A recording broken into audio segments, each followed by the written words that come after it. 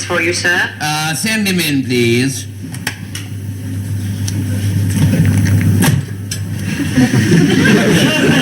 Morning, Mr. Fishbine. Morning, Simpkins. Come in, please. Yep.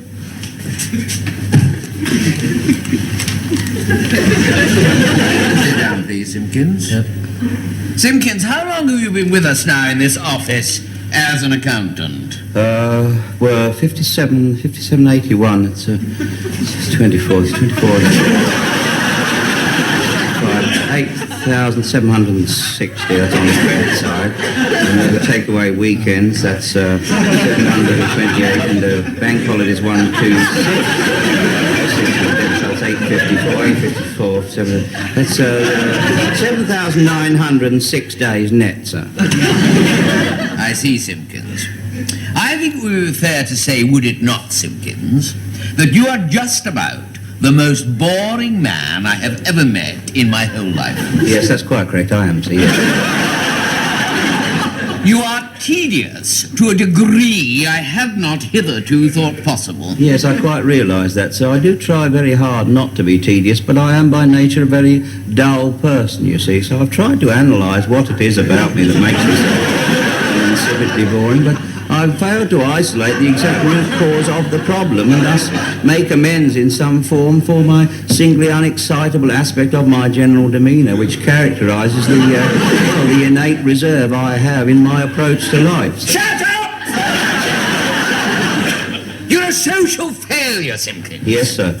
You are a boring, dreary, piddling little drone whose long and dismal career has contained no fun whatsoever. Your drab life revolves around the singularly drab and boring profession of accountancy. Yes, sir.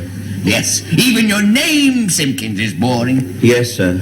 Don't keep agreeing with me, Simpkins. Don't keep agreeing with me. That in itself is boring. Yes, I couldn't agree with you more, sir. I was only saying the same to Simpkins of invoicing the other day when I was talking about the downturn investment potential of unit trusts, sir, which... Shut up about the downturn of investment of unit trusts. How can you refer to anybody as Simpkins of invoicing? I beg your pardon, sir? She's your wife, Simpkins. Can't you use her first name? That is her first name. Married life with you two is one long round of impetuous hysteria. Oh, no, I wouldn't go so far as... Have you any children? 2.4, sir. 2.4? Yes, we've got a boy and a girl and another one on the way, sir. How old are the children? Well, Perkins is 13 and Wilkins is nearly 11, sir. Well, that's 3 times you haven't been boring at least. Yes, I have no complaints from my lady wife, so mind you, she was asleep at the time, so I suppose that's... Tell me, Simpkins, when you go home at night, I mean, what do you do to relax? I mean, how do you let your hair down? Well, watch television sometimes, sir. I watch Blue Peter or The Weatherman, nothing too racy, you know what I mean. Do you have any pets at all? I expect you might have a vulture or a black mamba. I've got a little tiny budgie, sir. Oh, wonderful. You've got a little tiny budgie. Yes. And what is the tiny budgie called? Tompkins, sir. Tompkins Simpkins. Yes. And tell me, Simpkins, do you allow your children, Perkins Simpkins and Watkins Simpkins, play with the budgie Tompkins Simpkins? Or do you leave that to your wife, Simpkins Simpkins? I beg your pardon, sir? Simpkins, have you ever smiled? Do you ever smile? Oh, yeah, I smile all the time, sir. Would you please smile for me then now? Oh, I hardly think in office hours that would be the thing. You hardly think in office hours that would be the thing. Yes. I am going to make you smile for me, Simpkins. If it is the last thing I do, I am going to make you smile. You hear that? You're going to have the time of your life. Da da da da da da.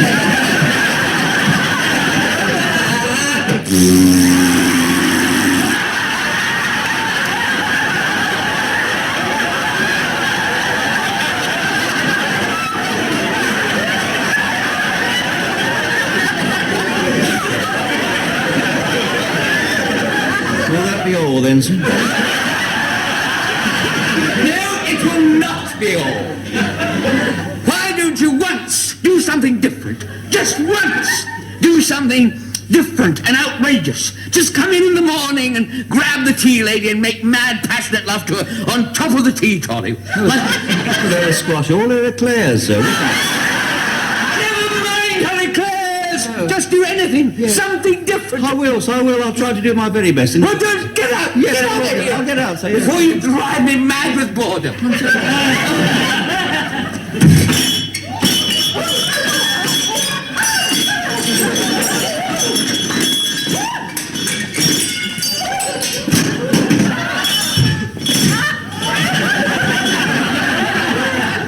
You all right, Doris?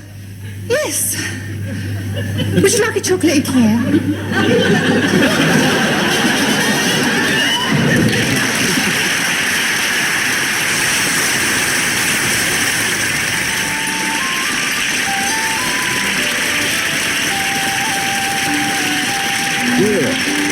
You know we live in the same sort of house?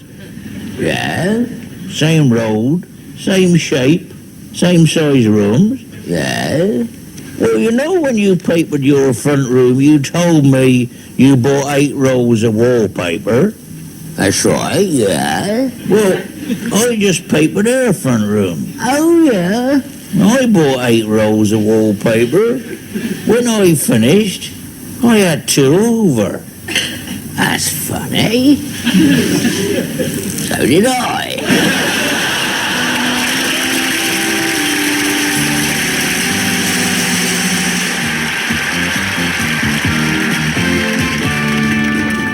Good evening to you and welcome what promised to be but doesn't seem to have turned out that way, an interesting series of old film clips. And when I say old, do I mean old? Well, I suppose I do really, otherwise I wouldn't have said it. Discovered recently behind a stack of toilet rolls in the private loo of the head of drama, BBC One, old, faded and cracked, but then who isn't? Nevertheless, we thought it worthy of an airing. It features Arthur Halliday, the vagabond lover, who toured the music halls with one of the first one-man shows ever, so called because that was usually the size of the audience. A great favourite with the ladies, he was a very upright, forthright and downright disgusting character who lived to a ripe old age, getting riper as he got older, until he finally died of drink, women and horses at the age of 63. He was to have been buried in a pauper's grave, but the pauper objected, so he had to have one of his own. Here he is, in his prime, in 1932, singing his most popular ballad, Life's Highway. See how it grabs you, and what's more important, where.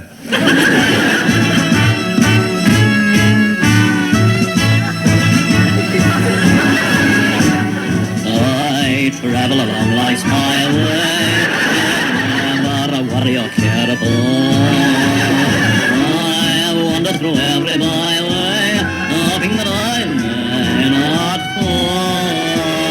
You never will hear me grumble, no, everything's fun for me. You never will hear me stumble, I hop and skip, and I'm free.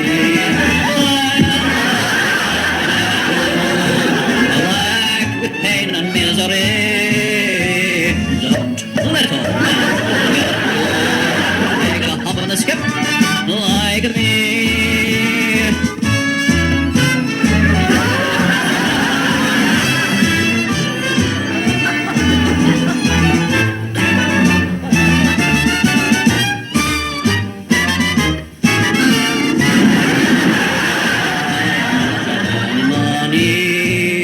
Money only brings grief and sin. Just so long as the day is so sunny, I'll simply face it and look clean. I never know where I'm going. Just so long as the grass is growing, there's no point in knowing, no fear. Don't let trouble come to fancy free. Leave your worries far behind you. Take a hop and a skip on a jump.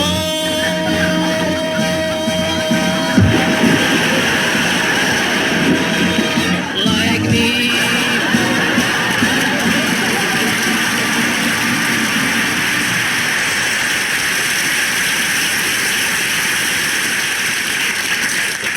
Where's the food, my dear? We seem to have been waiting an extraordinary amount of time. Honestly, this new butler, though damned erratic.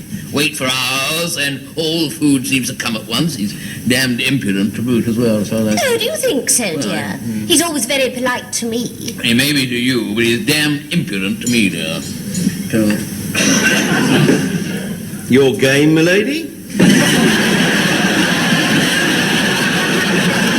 I say, Blenkinsop, will you hurry along with my roast pork, there's a good soul, and make sure it's a nice fatty piece, will you? See that? Damn well ignoring me. Don't make such a fuss. He's very efficient. Maybe to you, dear, to me he's damned impudent. You're fat, my lord.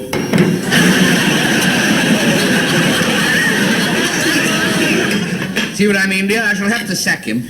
Steady on. We've enough servant trouble as it is. The handyman about to leave us, and the plumbing's in a terrible state. Reminds me, dear, I must talk to you about the lavatories. They've all gone sort of... You're sweet, my lady.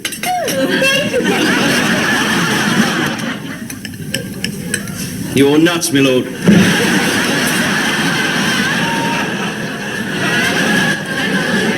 Cheeky swine. How am I supposed to open these? You're crackers, my lord. Ed does it, dear. Staff shortage or no staff shortage, he goes. Well, you know best, dear.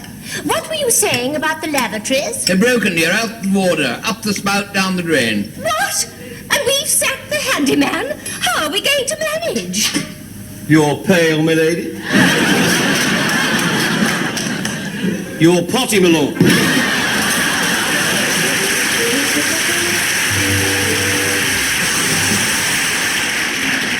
Thank you.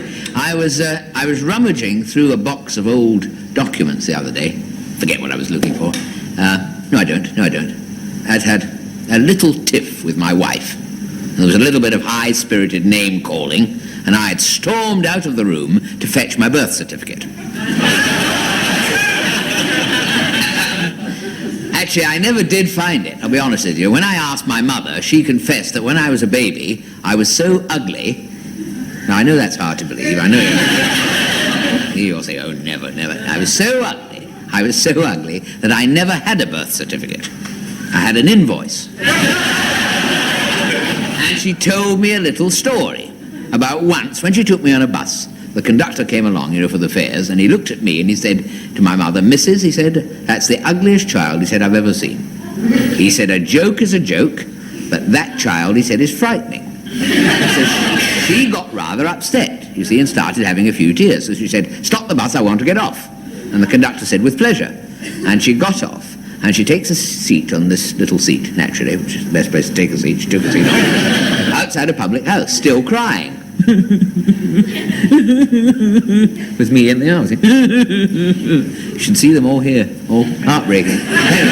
She's still sitting there a few minutes, and she's making so much noise that a man comes out of the pub and he says to her, what's the matter? Well, see, she's so upset that she can't speak. So he says, stay there, and I'll get you a drop of something to cheer you up a bit, you see. So he goes back into the pub, and he cocomes out, and he said, here you are, missus, he said, I've got you a nice brandy and some nuts for the monkey.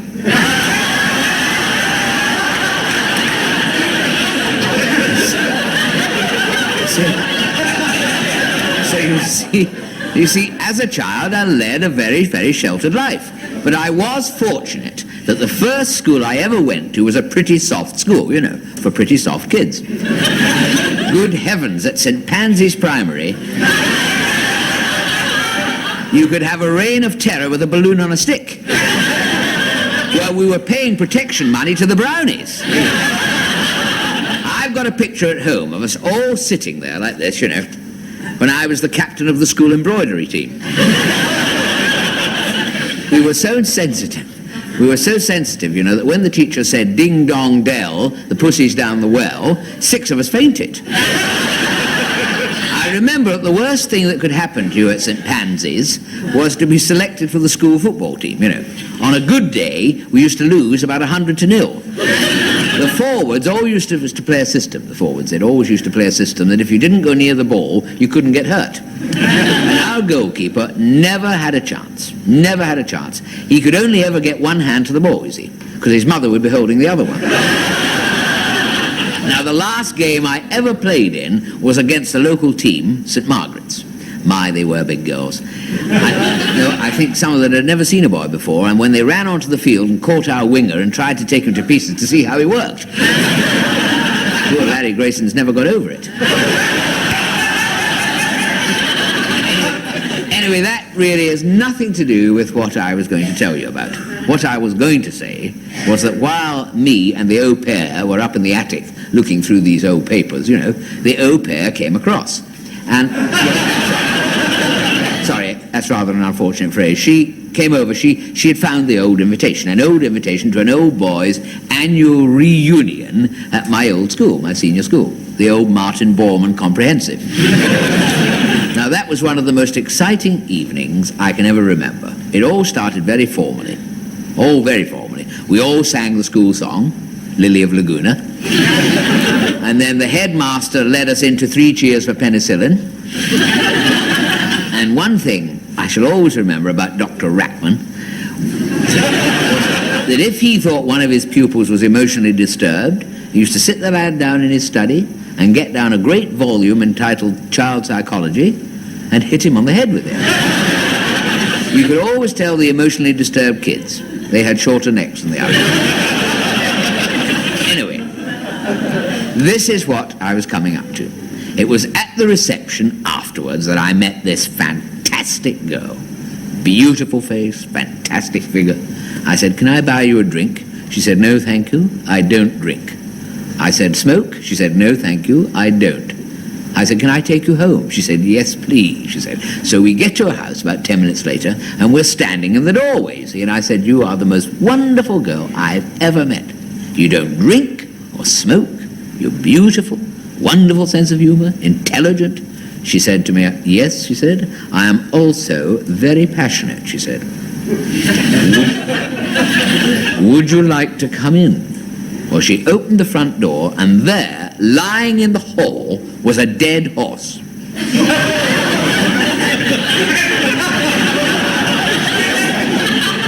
I said, "What's that?" She said, "I never said I was tidy, did I?"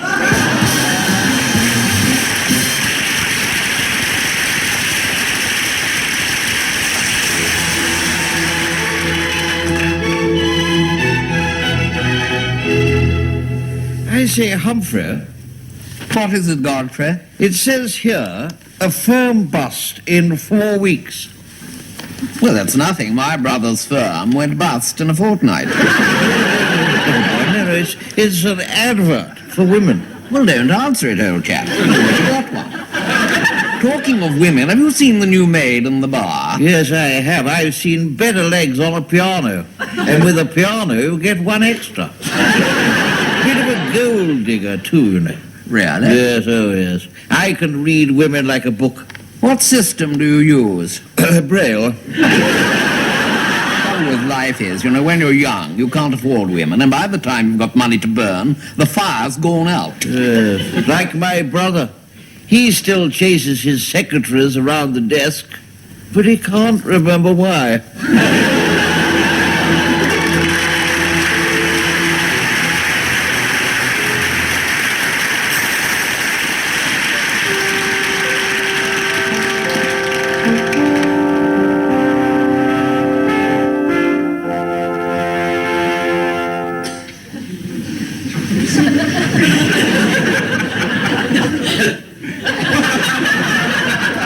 Remember last time we explored the fossilized horse droppings of Mesopotamia? And we were able to deduce from their shape, frequency, and general condition that King Solomon had at least 3 more concubines than he could handle in a leap year. Today we turn to the Orinoco Basin in the pre-Jurassic menopause. A place where until recently the hand of man had never set foot. Here's a model in plasticine, naturally because it's a Pleistocene period, showing how America and South Africa and Finland were joined together before they were thrown apart by a giant pre-Jurassic volcanic belch. To form what we know today as the Atlantic Ocean, the Pacific Ocean, and Staines Reservoir. It's my belief that just before the 2 continents parted, a giraffe was standing on this very crack with 1 foot on one side and 3 feet on the other. How do we know this? Because we found half a giraffe in South Africa, half a giraffe in Finland, and this bicycle wheel in Staines Reservoir. Now, Now here we have a map of the Pernambuco Trench as it was at the time of King Popocatepetl in the 19th. And what does this tell us? It was here that we discovered the most significant find of our dig so far. Lice in the beds. Archaeology can be fun. Now here on the map there occurred an event that was to make us all redraw the maps of the region. It was a giant porcupine that ate all the previous maps. Now here, on this new post-porcupine map, we went up the river Twa and up the Twing and around the Kong. And here, in this shallow depression, we found this. No, we didn't find that. That's my dressing room key. We found this. We found this. Now, to Professor Beard of Gideon Park University, it's just a rusty nail. To me, it's an open sesame of the most intimate harems of the court of King Popocatepetl the 12th to the 21st inclusive. Except, of course, the 16th, who was a poofta.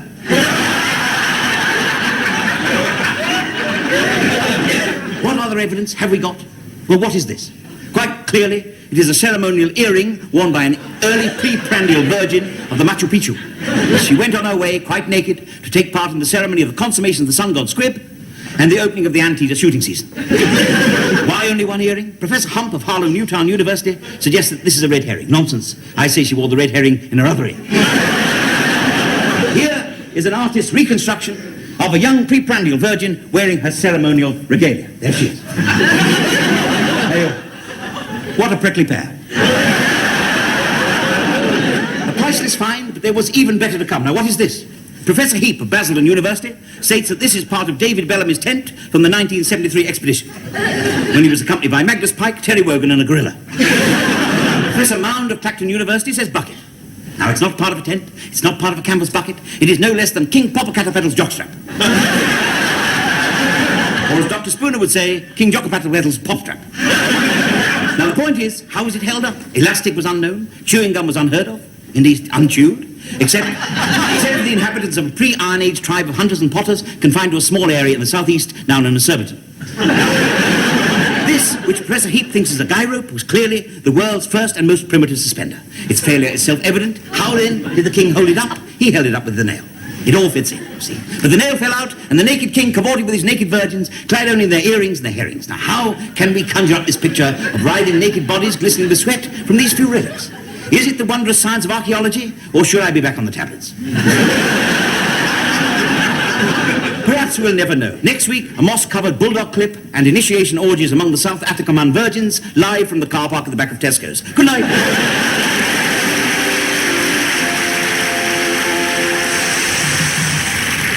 Let me get another drink. Thank you very much. Hello, dear. How are you? Enjoying yourself? Yes, we have. Very nice, it's a very nice party. Oh, thank you, Robert. I wonder if I might use your bathroom. Yes, certainly. Yes. It's up the stairs, first on the right and the last on the left. Thank you very much. I say it's a funny time to be having a bath, isn't it? Would you prefer a drink? No, I'm not going to have a bath. I just... Oh, I see. Well, there's nothing else much you can do in there. There's just a bath in there, you know. Just a bath? Yes. No other things? No. Oh. Only I rather wanted to, see a man about a dog. Well, old Griffith over there, he's a vet. No, not a real dog. Oh, I see. No, I just wanted to sort of,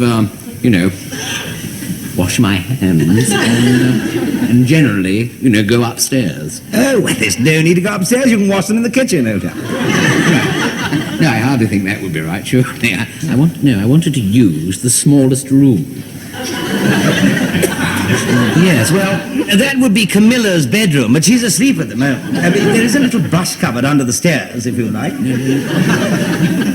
No, you don't seem to understand what I mean, If I said I wanted to inspect the plumbing, would you understand what I meant? Yes? Well, that's what I want to do. I want to inspect the plumbing. But you'd get filthy out. No, you don't. I'm going to be absolutely frank with you. I want to do ones.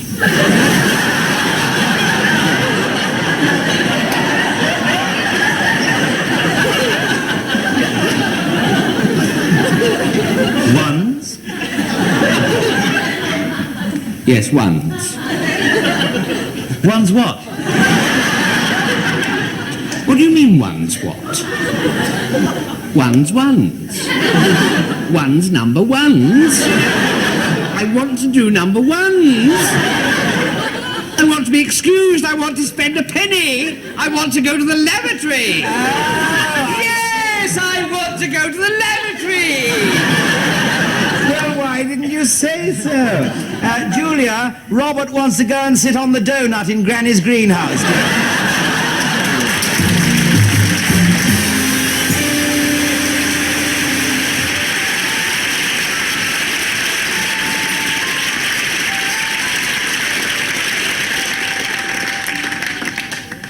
Didn't old Charlie go down to doctor's with his ears? That's right, yeah. Daft, wasn't he? Eh? Daft. Yeah. Did the doctor improve his hearing then? Must have done. He just heard from his brother in America.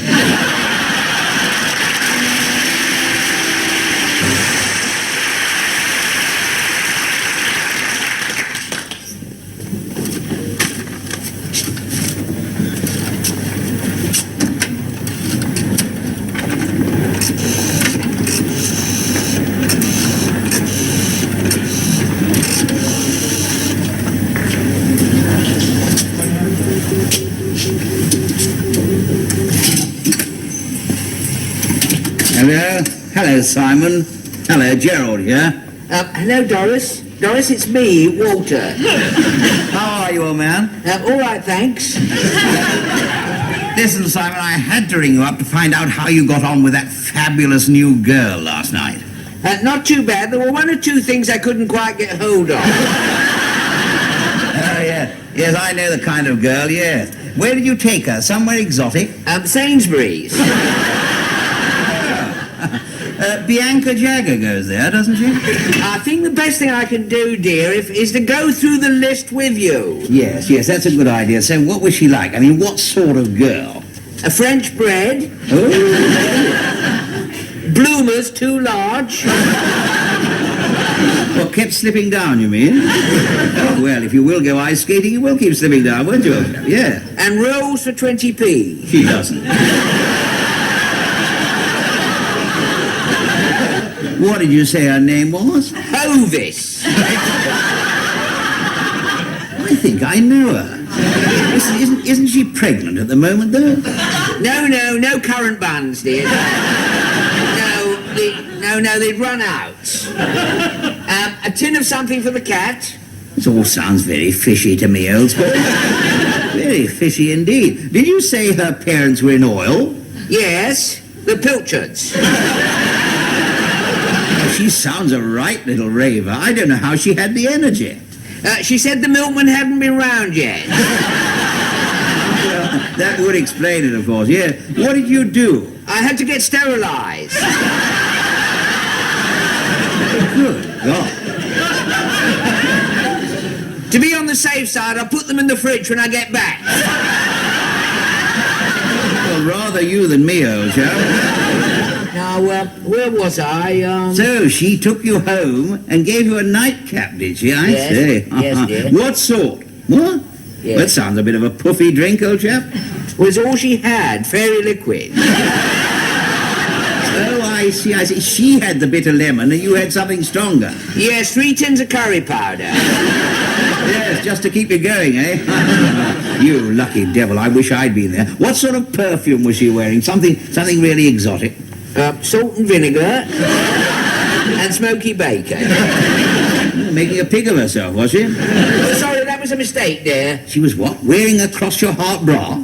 I thought it said OXO. I see, sir.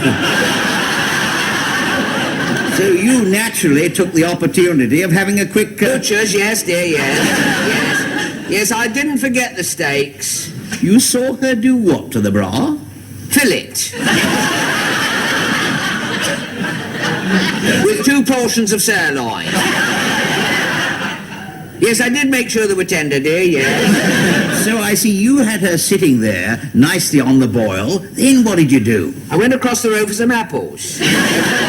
That's all you need, isn't it? I mean, that is all you need. A dog leaping up into your lap. Yes, the crunchy sort. With the yellow skin, you know. Golden retriever. Golden delicious. I bet he bites people, doesn't he? And cocks his pippins. Yes, I'm sure. What a terrible thing to happen. So what exactly did you say? My 3 minutes is up. I'll have to go, dear. That's about all you could say, I suppose. Yes, Listen, you haven't told me yet, Simon, what this girl does for a living. What? She what? She works at Sainsbury's. You forgot your champagne water, darling. That's for us, dear, later.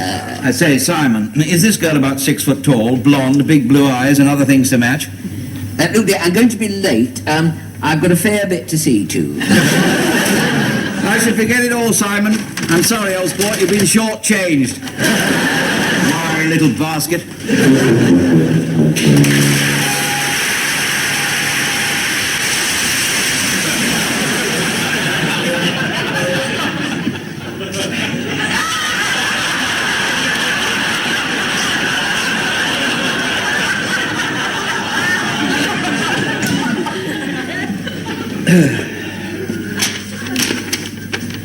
George, the tap's leaking, the telly man's repossessed your electric organ, and the dog's done it again. Welcome home.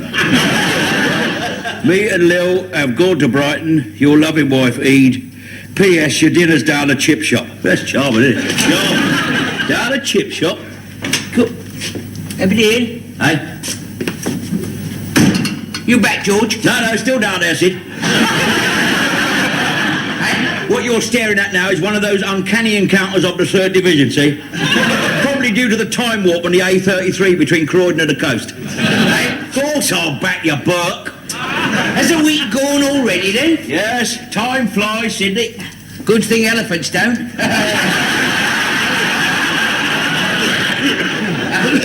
I've got it. Have you? Have you been anywhere with it? I thought I'd show it to you first. I don't want to see it. Well, I thought you might be interested, didn't I? I've never had a racing pigeon before. Racing pigeon? You bought a racing pigeon? You don't like birds, you're illogical to feathers, ain't you? Well, I know that, but this one was going cheap. Well, all birds go cheap. Now, I mean, the fellow only wanted 25 quid for it, and it's a real champion. Who sold it you? Fella down the pub, you know. Oh, dear. Not that chap who sold you that great big lump of black moon rock. Yeah, that's him. The Coleman. He's done you again, hasn't he? Eh? Oh, yeah. Yes, he has. I remember when he sold you that Elizabeth I wristwatch. Look, George, that was a genuine antique, you know. In the time of Elizabeth I, they didn't have digital watches, did they? Well, that's probably why it didn't work. I mean, you couldn't ask for more proof than that, could Yeah, you? no. Listen, I'll bring it in then and let you... Go on, let's have a look at this champion then. Go on. Yeah, I'll tell you that. Come on then. There we are. That's it. Come on then. Keep up. That's it. Yeah, we're a bit nervous, you know what I mean? Yeah. It's highly strung. Come on then. That's it. That's it. There we are.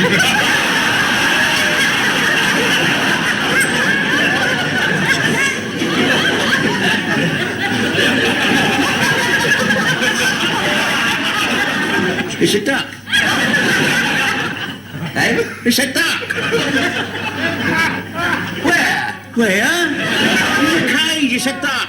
He's a racing pigeon. Oh, it's a duck. Look, it's got webbed feet, unless you bought it a pair of flippers, have you? Don't go on. That's them feet of his. That's kind of what's the name streamlining. What, aerodynamics? That kind of thing, yeah. Orv, it's a duck. He's done you again, the Coleman. He has. Yes, he has. Yes, he has. I remember that time he sold you that day-old golden Labrador pup. Turned out to be an hamster. Look, George, that was a genuine mistake on his part, be Oh, fair. yeah, well, that's his maybe. That's his maybe. I shouldn't try and join the Pigeon Fanciers Association with that thing, innit? This is no everyday, ordinary racing pigeon, I tell you. I know, it's an everyday duck. It is an Argentinian racing pigeon. Yeah, Argentinian racing codswallop. Look, he's got a bill instead of a beak, hasn't it? That's its beak. It was in one of these night races over the Argentinian Pampas. And he ran into a mountain. That's what's happened to him. What do you feed him on then? fish. It's a duck. It's a Argentine. Look, I took it out for a test flight. Yeah. It flies just like a pigeon. Oh, yeah, fast, is it? Oh, fast. I should say it's fast. Not very fast, no. As a matter of fact, he was overtaken by a couple of sparrows, but he's got some stamina. Oh, yeah. I was out looking for him for hours, I was. Were you? Where'd you find him? Over the duck pond.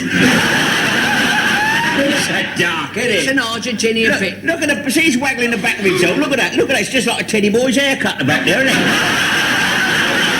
Don't say things like that in front of him, you'll offend him. No, I doubt if he cares. See, there'd be like water off an Argentinian racing pigeon's back there. Has he got a name, has he? Yeah. Donald.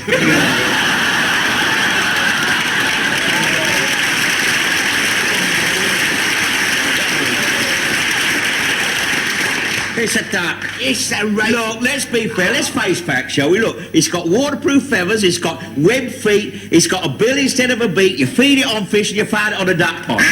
And it quacks. It's a duck! Oh, really? Oh, yeah. What am I going to do with it now? Well, there's then? only one thing to do with it, isn't there, eh? You got to take it over to the park and you give it his freedom. Tell you what, I'll come with you. I've got to give the greyhound a run. Oh, yeah? I'm teaching it to hunt, you know. Oh, yeah? Yeah. Yeah, right. Hunt what? Ducks. Come on, Jet, come on. Oh, yeah.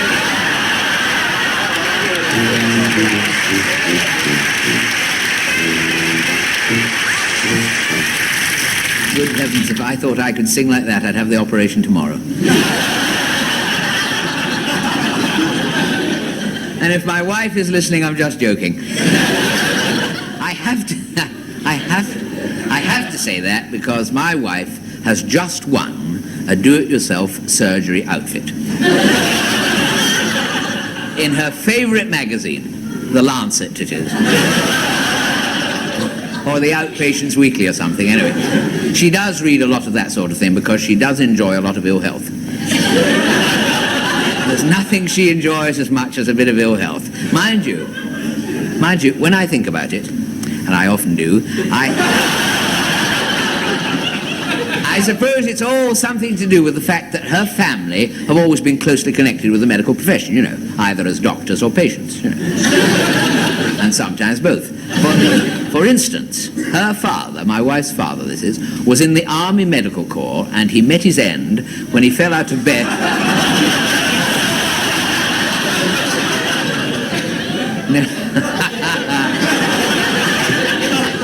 No, I'm not going to embroider on that. My father never liked his end embroidered upon. No. Would you? No. To each his own, I suppose. My wife's father, in the Army Medical Corps, met his end when he fell out of bed examining a patient. So that was... And he was court-martialed posthumously, and his ashes were reduced to the ranks. Anyway, about these competitions she's won. I went home the other night. You know how you do things on impulse. She was very excited, you know, the old Lucozade was out. Because apparently, she has won no less than 2 competitions. She had won the competition called Spot the Gynecologist. And she'd won another competition where you have 6 pictures of doctors and you have to place them in the order in which they should be struck off. She's really, really thrilled with herself. She's won the 2 prizes. She's won a prize. She's won an evening out with a male nurse who has his end embroidered upon. And 2, she has won have 2 of your friends certified for Christmas. Poor old Bob and Joyce Larkin are in for a bit of a shock. And, of course, the surgery for beginners outfit. Now, I must say the surgery outfit looks very impressive. I mean, I don't suppose you could take your leg off or anything, but I bet you could make a nasty mess of your ankle. But that's actually nothing to do with the reason I was asked to come here, you know, and talk tonight. Now, however, hundreds of people, every week, you know, write to me. Honestly, hundreds of people write to me. Let's be honest, every week nobody writes to me. To me, a pool scooping is a fan letter. I get letters from my mother addressed to whom it may concern. There is one letter I get every week from a fellow who says, leave £3 in used notes under a flat stone in the middle of Hampstead Heath. And I'm not sure if he's got the negatives. It's a day out for the kids. But someone did write to ask if I would tell the first joke I ever told professionally. And anyone who suspects that this is a contrived excuse to tell an old joke, this letter can be examined after the show. Over my dead body. But I do happen to remember that it was a joke about a parrot and a conjurer.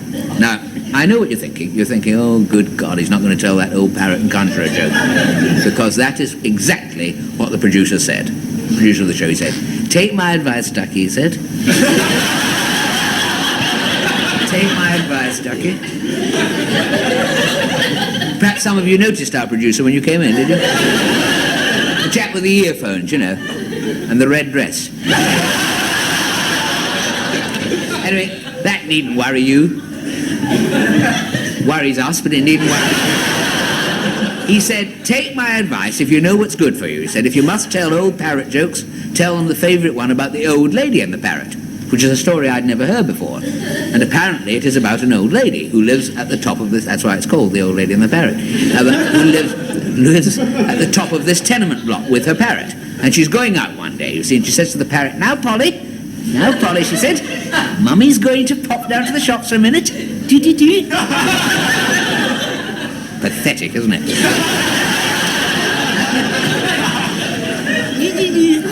Nothing like an old lady talking to a parrot. Anyway, she said, I'm going down to the shops, and if anyone calls, you must remember to shout out, who is it? Who is it? Thus giving the impression that the place is occupied, so that it will not be turned over by the local ne'er-do-wells in my absence. Now be a good parrot. If you're a good parrot, I'll get you some nice polyfiller.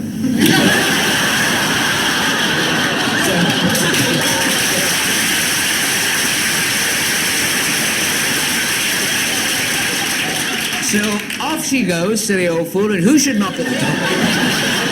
Who should knock at the door but the insurance man? And the parrot says, who is it? And he shouts through the letterbox, it's the insurance man. And the parrot says, who is it? He says, it's the insurance man. And they go on like this for a time until frustration and excitement, coupled with a long walk up the stairs, which I forgot to mention, is too much for the poor insurance man, and he collapses on the ground. And he's still there when the old lady comes back, you know. And she looks down at him lying there, and she says, who is it? And the parrot from inside shouts, it's the insurance man!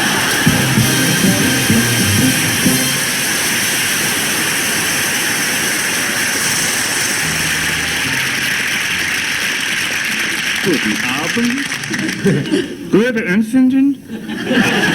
Good evening. My name is Professor Gewester Umfanger Pitten.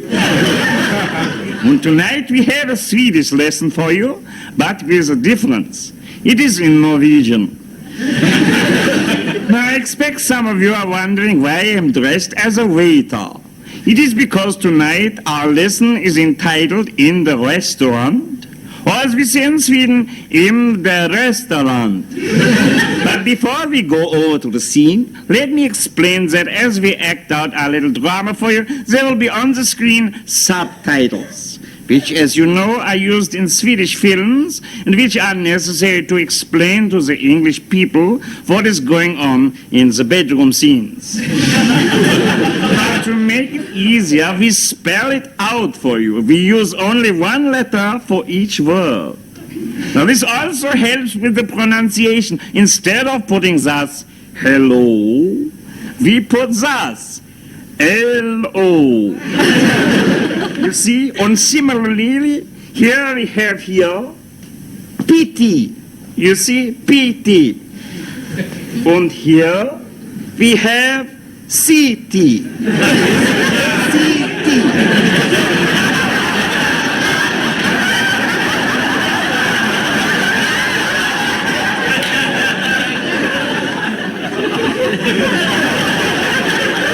And here we have another picture for you. Now, come with me and we will begin the lesson.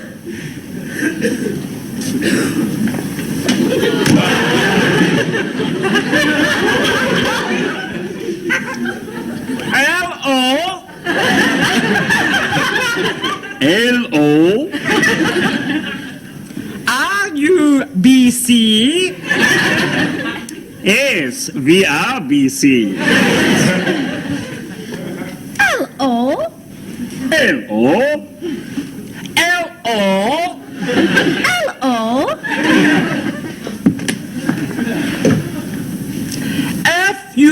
F-U-N-E-X? Yes, BFX. F-U-N-E-M? 9. I-F-C-D-M? VFN10EM.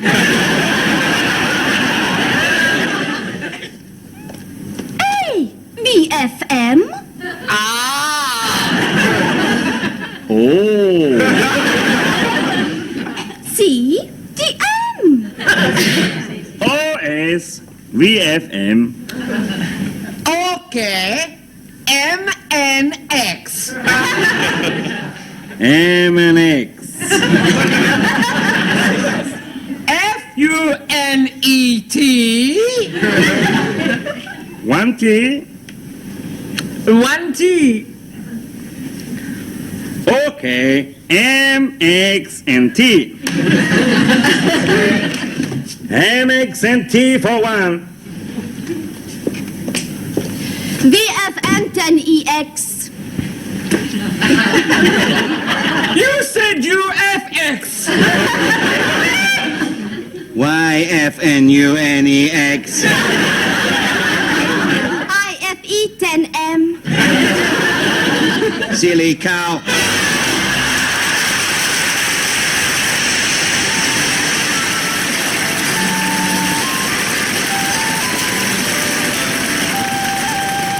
Here. What? Now you told me the doctor said you could only have 2 points a day. That's right, yeah. Well, your missus tells me you have half a dozen. Yeah, that's right, yeah. How come? Well, I went to 2 other doctors and they both allowed me 2 points.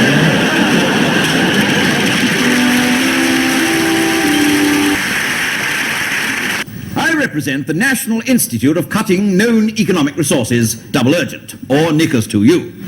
Now, what does all this mean? Well, firstly, we've cut the armed services. And here's the new streamlined Army Brigade. 2 men, one to fire the gun, and the other to ask for the bullet back. And Lance Corporal Hackett has reported sick. What's more, we're putting the army on a 1-day week, so unless the Russians attack on a Monday, we'll be closed. Now, the Navy will remain on at full strength, but we will be using the cheaper missile launcher from Scotland. Yes. Members of the RAF will still be up there flying, although a much greater degree of skill will be demanded of them, as there won't be any aeroplanes. Now, what is wrong with this picture?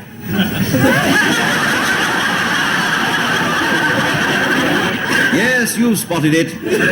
It's not the real Queen. As an economy, many famous people are being replaced by robots. And here is a bionic Clement Freud.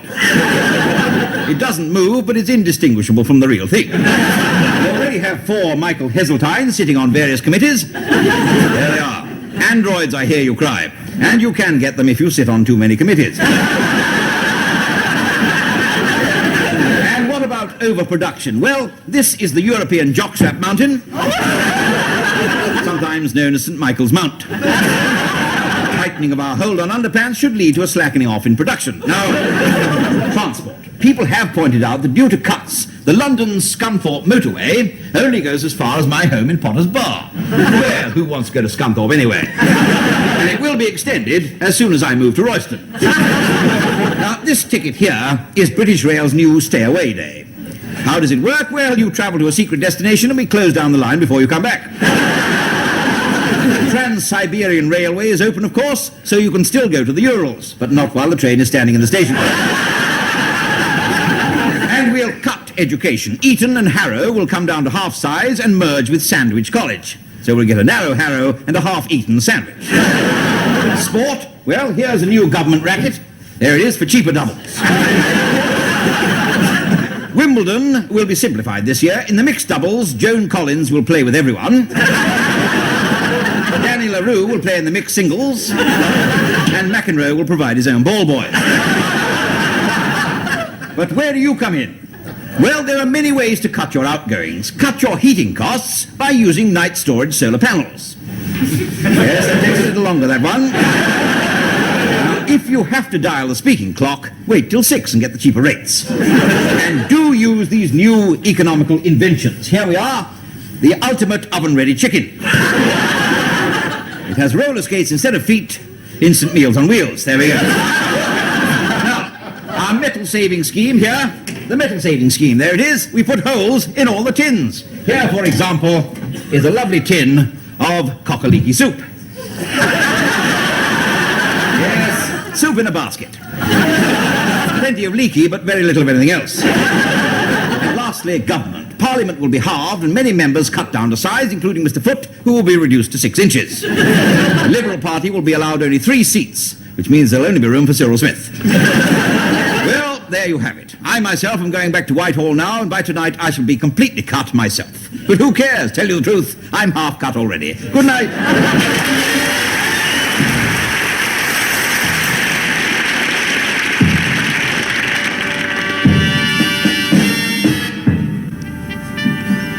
And so to our first contender. Good evening, your name please.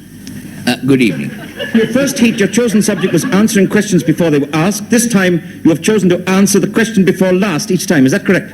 Charlie Smithers. And your time starts now. What is paleontology? Yes, absolutely correct. What's the name of the directory that lists members of the peerage? A study of old fossils. Correct. Who are Len Murray and Sir Geoffrey Howe? Burks. Correct. What is the difference between a donkey and an ass? One's a trade union leader, the other's a member of the cabinet.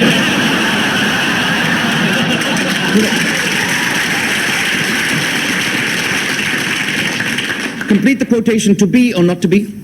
They're both the same. Correct. What is Bernard Manning famous for? That is the question.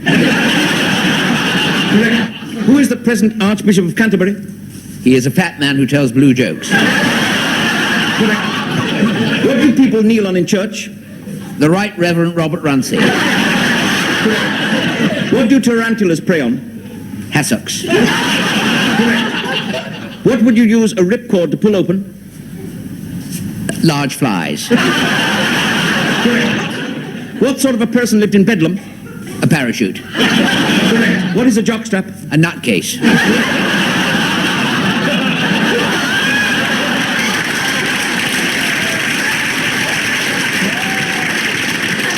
For what purpose would a decorator use methylene chlorides? A form of athletic support. Correct. What did Henri de Toulouse-Lautrec do? Paint strippers. Correct. Who is Dean Martin? He's a kind of artist. Yes. What sort of artist? Pass. That's near enough. What make of vehicle is the standard London bus? A singer. Correct. In 1892, Brandon Thomas wrote a famous long-running English farce. What was it? British Island.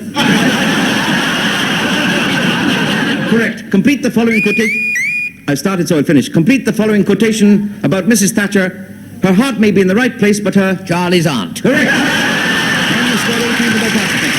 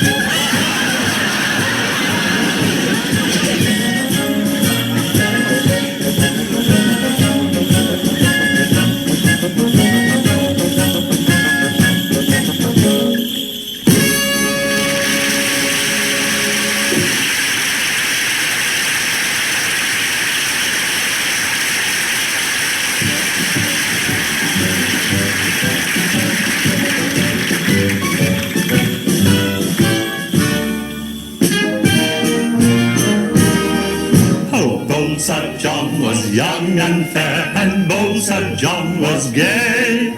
He said, I'll tread the morning dew to take the air and listen to the twittering of the birds all day, the bumblebees at play. The twittering of the birds all day, the bumblebees at play.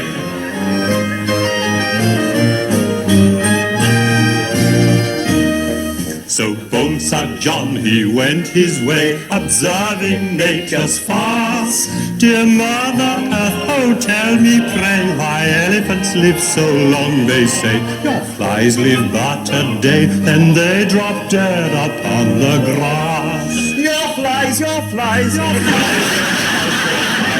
but a day, then they drop dead upon the grass.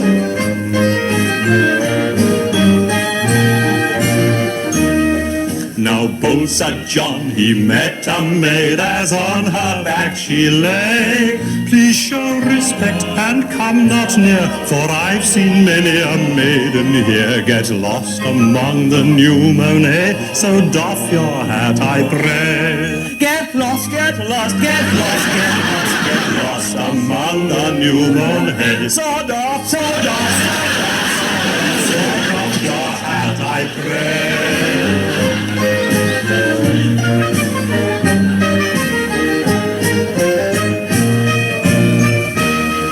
When bold Sir John returned home, they gave him gin to try. Nay, fill me not with liquor up, nor give me grain nor grape to sup, or cowslips dew into my cup, a Puritan am I. Poor cow, cowslips dew into my cup, a pure,